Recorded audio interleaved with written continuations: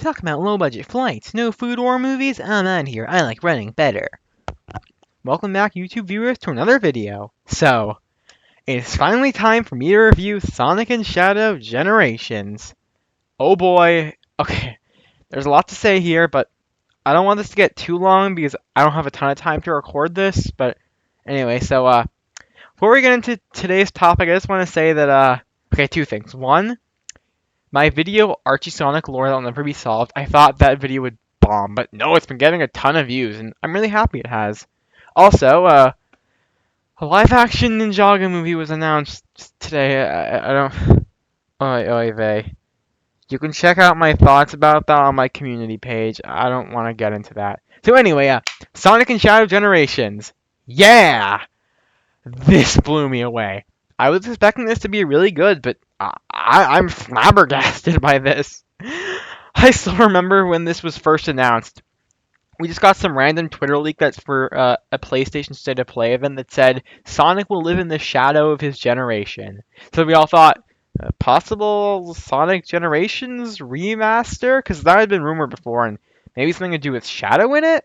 Probably just, a playable Shadow. But then the trailer came out, and oh boy.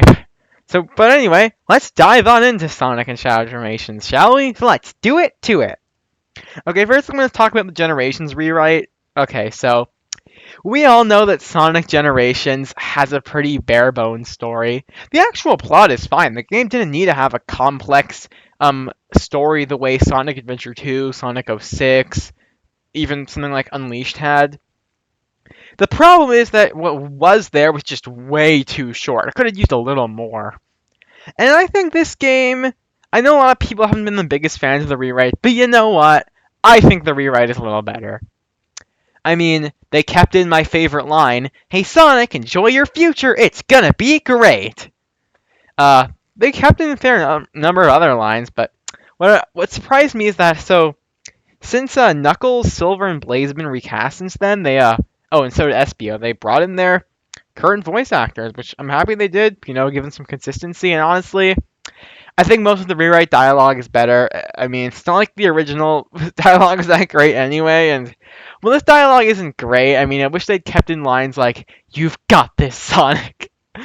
Or I wish, I don't know, same thing goes for Shadow Generations. I wish when you talk to the characters in the hub worlds that their text boxes were actually had actual voice acting behind them, because so many of these characters we just never get to hear. Wouldn't it be nice to get to hear their voices a little more? I don't know, just me. I like that Sonic actually reacts to his friends once he saves them. But I mean, you can tell this was done on the cheap. Outside this picture I have here, of adding in classic Eggman at the end of the Death Egg robot fight, which was a nice touch. Everyone liked that. Almost all the animations are unchanged and synced to the original audio, which is definitely not a good thing. And they also didn't just record some new dialogue. I mean, for the dialogue that was still the same, they still re-recorded it. I'd say, hey, I like most of the current cast. Oh, or Tails also got recast. Yeah, Colleen O'Shaughnessy is great. Tails. I think we can all agree with that. Roger Craig Smith is the best Sonic. I will die on that hill. And I loved hearing his voice again. So anyway, yeah, I think Generations rewrite was pretty solid. I do think it went a little too much with some of the dialogue, like Sonic says time travel without the time stones.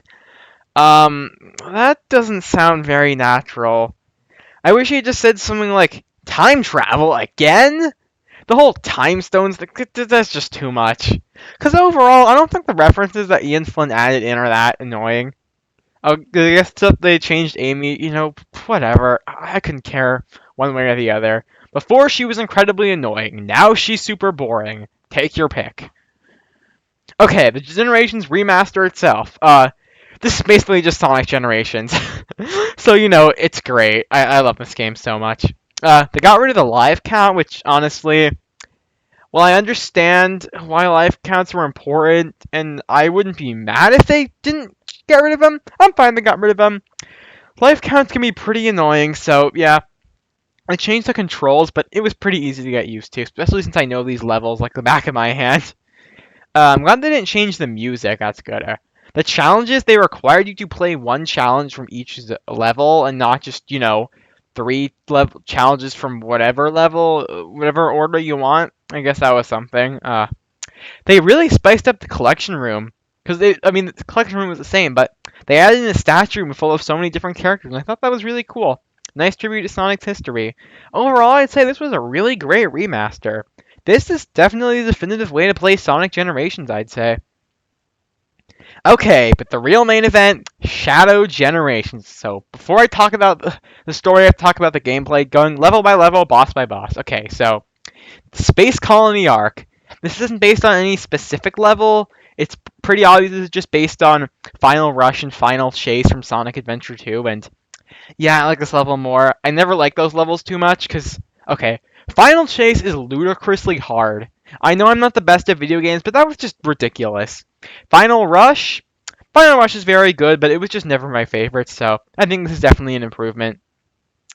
And hey, just the graphics in this game are stunning, by the way.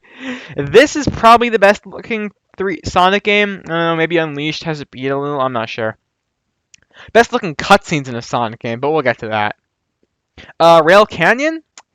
I'd say this was a pretty good pick. I mean, I've never actually played Sonic Heroes, but it was nice to get to play a Heroes level.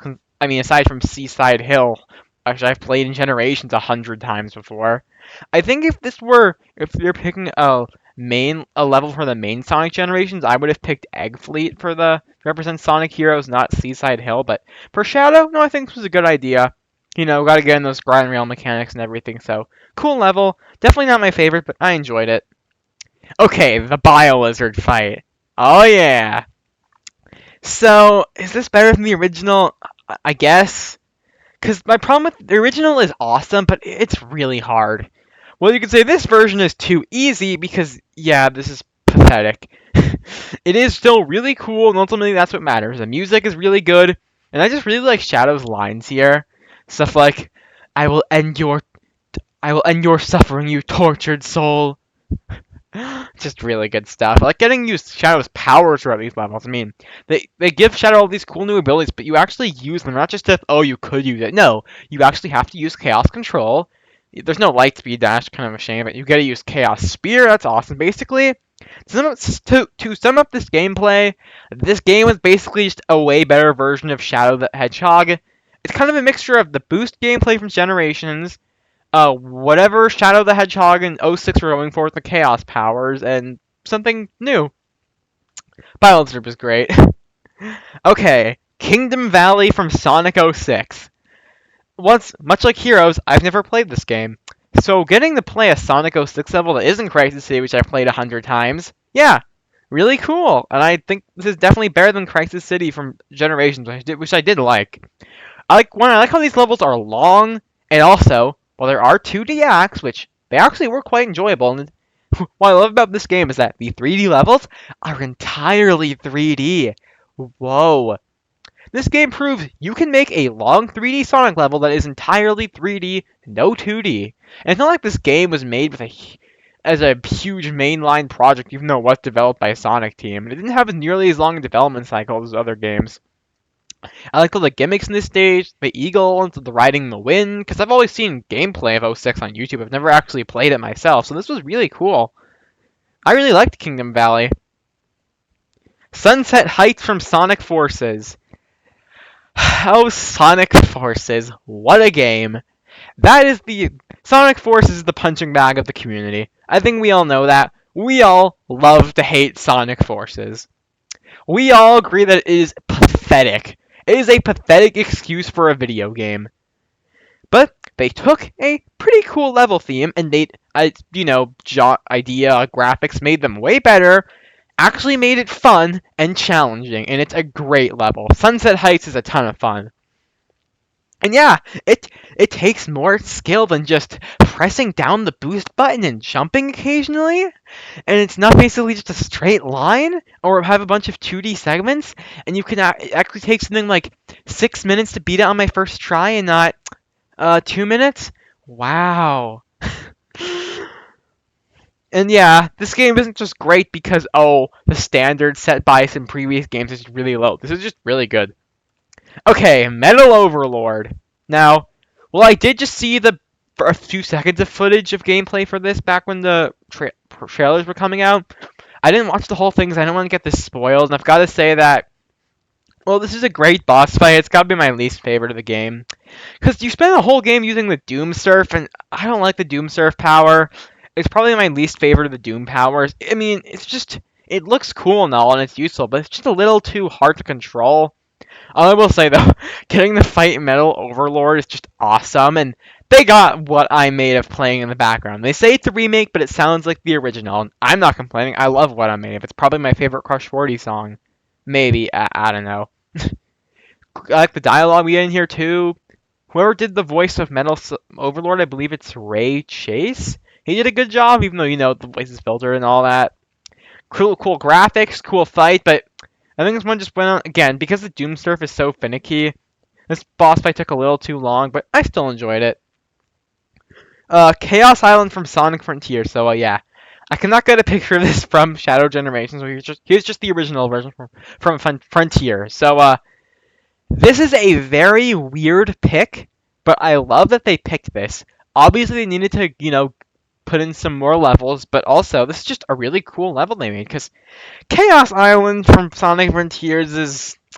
Because it's got a cool aesthetic, but, it's got so many 2D segments and all that. The whole...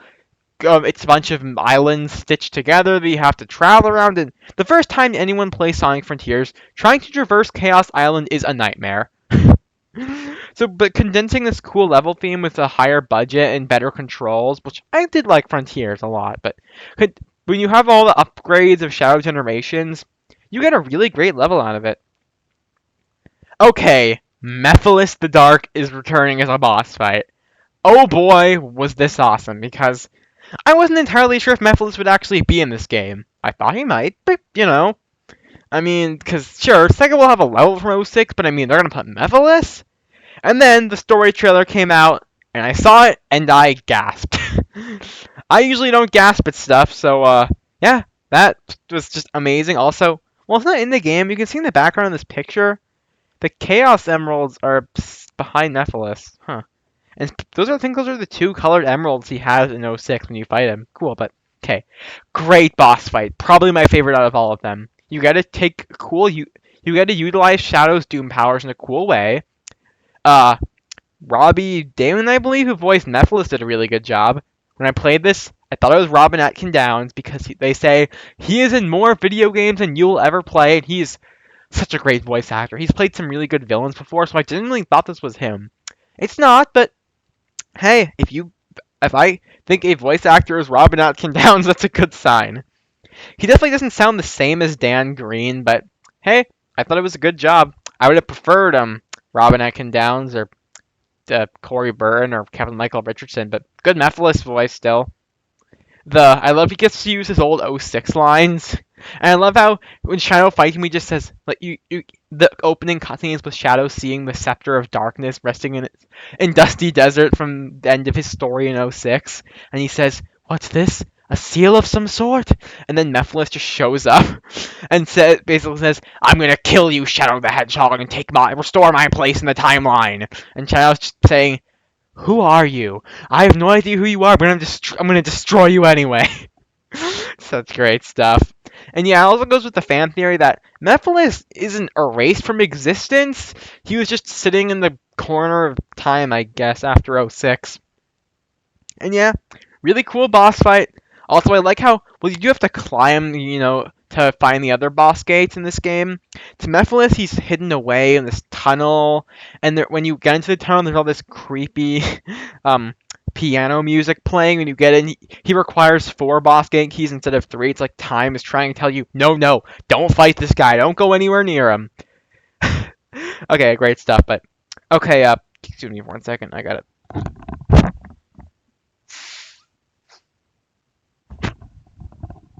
Okay, so, sadly, the final level, Radical Highway, is, I did not like Radical Highway. I think it's really cool the final level is Radical Highway. That was a good choice, I'd say. It was cool to actually get a play, too, after just getting little snippets of it in the previous levels, but... Act 1 was good. I enjoyed it. But Act 2, I'm pretty sure took me 21 minutes, maybe 17. It was awful. Look, I know I'm not very good at video games, but it took me so long to get through this level, I just hated it. I'm going to replay all the levels in this game, but I'm not replaying Radical Highway Act 2. That stunk. Okay, the final boss. Okay, first you're going to fight Devil Doom, except, he's in HD Xbox Series S, PS5 graphics, which look really impressive and just so cool. But then he turns into Neo Devil Doom. I guess he's absorbed the powers of Neo Metal Sonic, and during this epic rendition of All Hail Shadow, Crush 40's version plays, and it's just so cool. And you get so many, and again, it takes advantage of exactly what we want from a Sonic final boss. It doesn't have to be the hardest thing ever. It just has to be really cool and have good music, and that's what this is. It is awesome spectacle that feels satisfying and grand, and you get to use all of Shadow's Doom powers. And while it is somewhat challenging, it's not nearly impossible like Radical Highway Act 2 was. This is just so cool. And I love just the dialogue that plays through it, as Shadow tries to use Chaos Control, but it doesn't work on Neo Devil Doom until it does at the end, and Shadow declares, "I am Shadow the Hedgehog, and this is the destiny I choose!" Yeah, props to Kirk Thorne's performance. He killed it in this game. Okay, time to get into the story. One, as I mentioned before, the cutscenes are so well animated. They're not trying to be widescreen or 4:3, or they're just full screen cutscenes. I appreciate that. They don't look as good as stuff like the CGI cutscenes in Unleashed. That's impossible to reach, I'd say, unless you're a mainstream animated movie. But these are still really impressive. The voice acting is pretty good. So I talked about how in my video breaking down Dark Beginnings that I think most of us were never really that big fans of Kirk Thorne's Shadow, but once he did Dark Beginnings, he had better direction, and this was the first time Kirk Thorne was actually told what Shadow's motivations and backstory are, so his performance is better. He sounds more David Humphrey-esque than, "I'm evil Sonic, guys," which, I don't like that voice. I'm gonna say Rouge's voice, though. She did a good job in, the Generations rewrite, and in, what is it?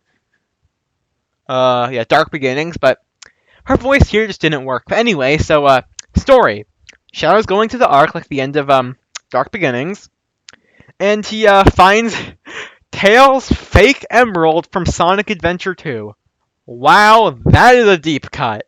But I guess because of time travel and all that, and it does come in handy in the story. So, anyway, he finds that the Black Doom has returned thanks to the power of the Time Eater and time manipulation. He can speed up his quest to revive the Black Arms. And sadly, Eclipse the Darkling does not appear in this game. Guys, I knew he was never going to appear, but you don't know how badly I wanted Eclipse to be in this game. I mean, Sega owns the right to him. He's a reboot Archie Sonic character. But anyway, so Shadow is able to reunite with Maria and Professor Gerald. Okay, first, can I just say something that really annoyed me? Why is Gerald skinny here? To differentiate himself from Eggman? He's supposed to be fat. He's a Robotnik. Why? I know it's a really nitpick, but it really annoyed me. Anyway, so I think Shadow reuniting with Maria and Gerald was handled pretty well. I like their voices too. Mike Pollock is great as always. Before as Eggman, now as Gerald. Stephanie Sheh is Maria. She's in Monkey Kid, so I like hearing her voice here. Just playing a different character, she did a good job. But this is where some of the problems with the story begin to arise, because all in all, I enjoyed this story. I wasn't expecting something super complex, but I guess after just how great Dark Beginnings was, my expectations were very high. Overall, I'd still say it was good, but, okay, let's look at the stuff with Maria before this game. So, in Sonic Adventure 2 and Dark Beginnings, we just see little snippets of Maria. We don't really see what she was fully like as a person. We kind of knew in Dark Beginnings, but again, just little snippets. In SA2, Shadow is literally just right before she dies. Or in Archie, when we see her, that's not right before she dies. That is same thing with Professor Gerald. It's a kind of hologram reconstruction of Maria and Gerald. It's not the actual people. So when she's portrayed as this nice, kind, sweet, wise girl, it's because, well, one, in Archie, it's a projection of her. In SA2's ending, that's just her last moments. But here, this is actually Maria, and she's just kind of portrayed as being this great, wise person who can talk down Shadow for doing anything. And look, it's just, I think it goes a little too much. She's kind of painted as like an angel here, which, I don't know if that was exactly the best writing decision, but I understand why it was done. And hey, the scene where she tells Shadow why she named him that, beautiful stuff. Anyway, so well, we as the fans basically all knew it. It's been said in little snippets before, but this game finally fully puts together Shadow's origin of stuff about the Biolizard being an experiment that failed miserably, Gerald going to Black Doom, and he created Shadow the Hedgehog with the powers of chaos control, all that stuff. Also, we hear a little bit more about Maria's illness. It's the first time it's actually mentioned in the games, because before it's just in the manuals or it's in Archie or Sonic X, but nope, it's just here in the games now. Oh, also, Earth is mentioned, so yeah. Look, I never believed in the two worlds debate. It was always stupid, but whether or not the world was called Earth, well, it was originally, I thought maybe it was retcons being called, I don't know, Mobius, and they just never say it, but no, it's Earth. Like that, but also then there's, I gotta talk about the whole, explanation for as to why Sonic and Shadow fight in Generations. So, as people have said, funnily enough, this is the one cutscene in Shadow Generations that you can clearly tell Ian Flynn wrote, with the whole, "You have something I need. I've got a little date with a monster. Well, then it will be a date to die for with that blue hedgehog again of all places." Look, I know it's really reaching, but I like it. Look, I can admit that Ian Flynn's dialogue can be pretty too much referential. I complained about that earlier, and in IDW, it is painful. But here, no, I like it. Also, the cutscene is really well animated, and again, it explains why Sonic and Shadow fight in Generations. In the original game, it's just Shadow saying, "I don't know why you're here, I don't really care, let's just beat each other up." Here it's, well, Shadow needs the Chaos Emerald, Sonic needs it, so they fight over it. And then, smartly, they swap, since Shadow picked up the fake emerald from earlier, he gives Sonic the fake emerald, and at the end, he tells Rouge, swap him while Sonic's not looking so we can beat up that monster. Also, talk about Black Doom appearing every now and then in this game, so, I thought he was voiced by Sean Schemmel because he sounds exactly the same, but now I realize that it's just a bunch of filters, because this is not Sean Schemmel, it's actually Ben Diskin, the guy who played Venom in The Spectacular Spider-Man. I think that was a really good casting choice, and look, I understand why they needed to make him sound the same, voice consistency and all that, but I would have liked if they just let Ben Diskin play around with the voices. Anyway, so, Black Doom's plan in this game is that as Shadow gets stronger, so does he, and eventually, he will either possess Shadow and be reborn in him, or Shadow will become his ultimate warrior and will take control of him. Also, yeah, Black Doom's plan in this game makes more sense than in Shadow the Hedgehog, way more sense, and he's no longer an incredibly stupid villain. Yeah, that's progress. And, so there's a whole bit where Shadow is about to get taken over by Black Doom because of his Doom Wings and stuff like that, but Maria is able to talk him down. She tells him why she named him Shadow. She says it's because even in the darkness, even in the darkness, there's always that light to guide you away, the shadow, or something like that. And this scene is also, I'm pretty sure, the one single time in any game where Shadow smiles. As an Archie fan, I've seen Shadow smile, but in the games, that shocked me. And I was just genuinely really touched by that, because again, we get to see Shadow actually act like a person and act how I and many others say Shadow should act, like pre-Rupert Archie Shadow. And he gets to fight Black Doom and stuff and save himself, but then we get the whole bit where, so earlier in the game, Shadow mentions that maybe I can use Chaos Control to stop time and save Gerald and Maria, but that's one of my problems with this game story is that seems like an important thing, but doesn't come up until the end. They could have used one more cutscene, as I've heard people say that maybe during when Rouge needs the emerald and stuff, he'd say, no, I can't give the emerald. I need it to save Gerald and Maria. But he never says that, so it's just kind of forgotten and then brought back at the end, but whatever. So, this moment is, very reminiscent of a certain scene from Archie, so, that already gets points in my book. And actually just seeing that this with good voice acting and good animation and dialogue that even sounds reminiscent of Archie even though it's not quoting it. If Shadow had said, "As long as I hold you in my heart, goodbye, Maria," and she had said, "Sayonara, Shadow the Hedgehog," I would have cried. I think other people would have too. Again, this is because even though Maria isn't exactly characterized the best here, and this game doesn't have the most in-depth story, as a Sonic fan, I care about all of this. So when I see this, when I see these characters being treated with actual respect, that gets to me. Especially since, look, Frontier's story was okay. I think some of it was handled pretty well, but one of the problems with it is just that the animation was bad. That game was so low budget. But this game actually has a high budget. It actually looks like effort went into it. So yeah, I just really like this final goodbye. Gerald and Maria fade away, similar to Archie. Sure, it's not done in the same way exactly, but I'm sure Ian Flynn was thinking about that when he wrote this. And yeah, so this game ends. Shadow runs away with Rouge flies by him to go meet up with Sonic. And can I just say that Omega should have been in there at the end? I mean, all they could have done for the Generations rewrite is just put him in the background. How hard is that? Give him one line or something?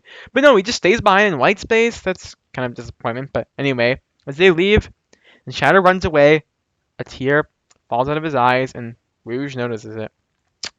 When I play this, I couldn't tell that was a tear. I thought, was that a little bit of Maria's hair or something? But no. Yeah, I can see now it's a tear, and just, wow, I didn't not expect something like that. Yep. I mean, Rouge is genuinely surprised because remember, she didn't know that Shadow shed a tear at the end of SA2, and even if she did, she knows that he only sheds a tear when he's just really gone through something really life changing. So I really appreciate this ending. It's just wow. Because again, much like as I said before, as an Archie fan, seeing Shadow smile or seeing him cry isn't super surprising. But this is not Archie. This is a Sonic game, and just seeing that is really special. So, in conclusion, Shadow Generations just, oh boy! I got this early access. I knew I had to as soon as I understood it was a thing. I mean, at first I didn't know it was a thing, so I bought the regular version. Then I had to refund it and go through get the digital deluxe. But anyway, yeah, I just loved this. Game had its issues. Again, could use an extra cutscene or two at the end. Radical Highway Act 2 was terrible. But overall, great. This might be my favorite Sonic game. I don't know, maybe SA2 still has its beat, but I am really blown away by this. I hope that Sonic games continue to go like this because, again, well, sadly, it's probably not going to happen. I hope that because of this game's events, Shadow will begin to act softer whenever he shows up again. Act more like how he did at the end of this game, or how he did in Archie. Wouldn't that be nice? Character development? That might be a pipe dream, but who knows? I suppose we'll just have to wait and see. But I don't. Oh boy. Again, I'm just really kind of a loss for words here. Oh yeah, Gerald Robotnik's diary. What a read that was. All I can say about that is that, hey, Snively could technically exist because that diary states that Eggman has a brother. Doesn't it? Or no, wait. It doesn't say that Eggman is a brother, but it does say that he has a uncle. Wouldn't his uncle's son be his cousin, which like Snively his cousin, and it's not Snively's supposed to be Eggman's nephew, but whatever. Also, it says there that okay, look, I know this is really ridiculous, but it says that so Maria has a sister. Could her sister be Hope? Huh? Look, as an Archie fan, I take what I can get, even though it has nothing to do with something. Okay, but anyway, Shadow Generations, fantastic. I hope this informs the series' future. And that's all for now. And as always, comment down below what you thought of this. And as always, keep on juicing.